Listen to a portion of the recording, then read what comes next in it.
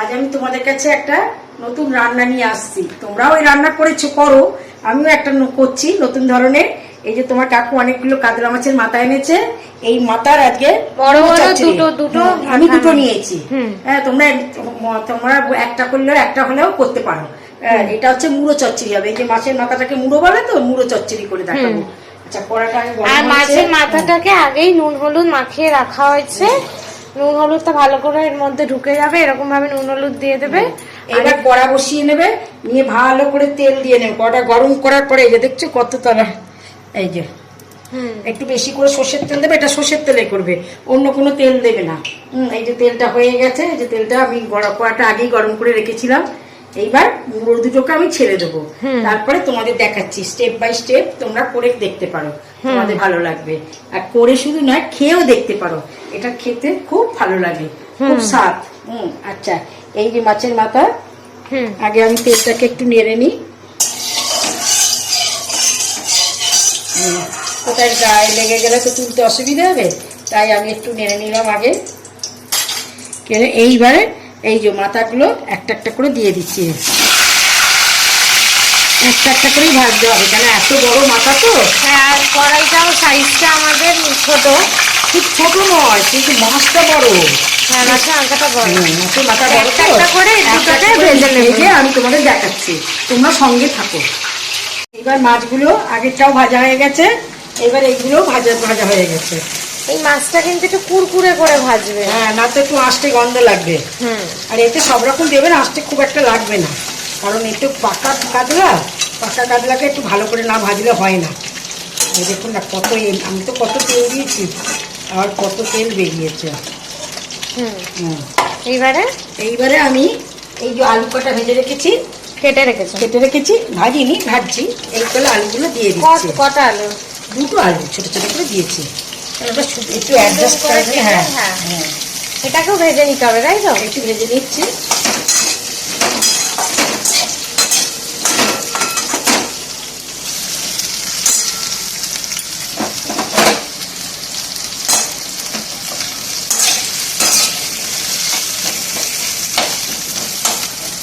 আলুগুলো একটু ভেজে নিলাম, এবার আর একটু তেল দিয়ে নিচ্ছি। আর একটু তেল দিয়ে আলুগুলোকে সরিয়ে নিই, কারণ তেলটা এই কারণে আলুগুলো কম ভাজলাম, এর সঙ্গে অনেক ভাজা বাকি রইল, সেই জন্য আমি আর তুললাম না। এতে এই যে শুকনো লঙ্কা একটা, তেজপাতা একটা, শুকনো লঙ্কা দিয়ে দিলাম। এবারে এর সঙ্গে আলুগুলো ভাজা হবে, এরপরে একটু জিরে দেবো, আর গোটা গরম মশলা দেবো। না, গোটা জিরে? হ্যাঁ, গোটা জিরে, গোটা গরম মশলা। এই যে গোটা গরম মশলা আর একটু গোটা জিরে দিয়ে দিচ্ছি। এইসব দিয়ে দিলে না কোনো আর অসুবিধে নেই।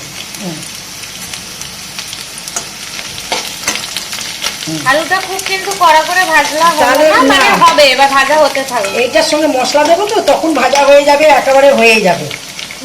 একেবারে এখন গোটা গরম মশলা গন্ধ বেরিয়ে গেছে।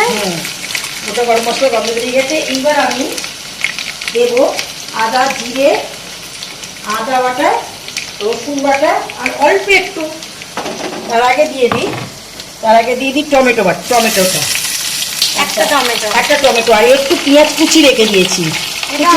একটা পেঁয়াজ কুচি রেখে দিয়েছি, কারণ এটা একটু বেশি করে দিলে তবে স্বাদটা ভালো হবে।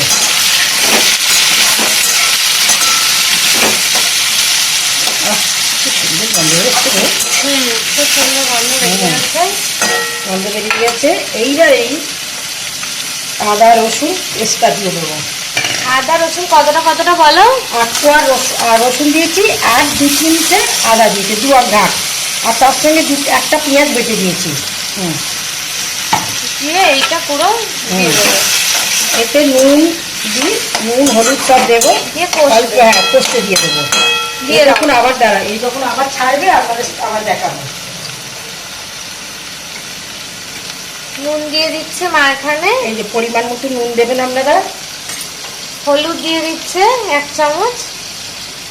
আচ্ছা, একটু এই দিয়ে দিই, একটু শুকনো লঙ্কা গুঁড়ো দিয়ে দিই।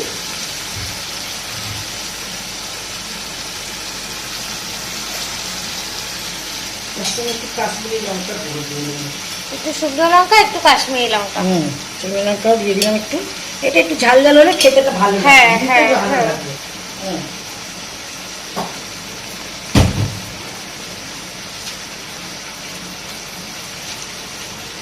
একটু কাশ্মীরি লঙ্কা দ্বারা একটু মিষ্টিও দেবো।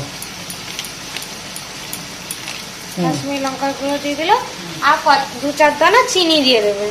আর একটু স্বাদ হওয়ার জন্য। আপনারা যদি না দেন, আপনারা ওইটাকে মানে বন্ধ করে না দিতেই পারেন। কিন্তু 2-4 দানা চিনি দিলে স্বাদটা হয়, হ্যাঁ, স্বাদটা কারণ একটা হয়। লঙ্কার গুঁড়ো পড়লো তো। এই যে 2-4 দানা, বেশি না, 2-4 দানা মিষ্টি দিলাম, কারণ এটা স্বাদ হবে খুব ভালো।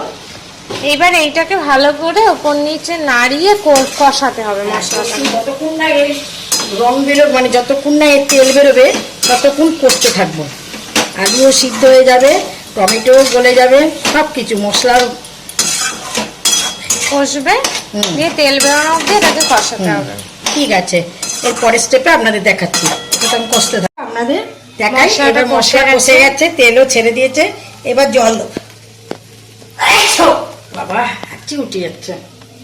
একটু জল দিয়ে দেবেন। অল্প একটু জল দেবো, দিয়ে মাছটা ছেড়ে দেবো। বেশি জল দেবেন না। না, বেশি জল না। মাছটা ডোবার মতো একটু ফুটে উঠুক।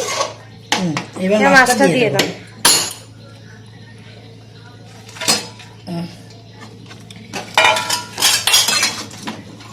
ভালো করে ওপর নিচ করে দিতে হবে, দিয়ে একটু ফুটে উঠলেই হয়ে যাবে। আপনারা করে খেতে পারেন এই জিনিসটা। আপনাদের যদি ভালো লেগে থাকে তাহলে আমার এই ভিডিওটা, এইগুলো দেখে আপনারা একটা লাইক করে দেবেন, একটা সাবস্ক্রাইব করে দেবেন। আর একটু জল দিয়ে নিই, দাঁড়া, মাছটা ডুবছে না, অনেক বড় বড় লঙ্কা তো।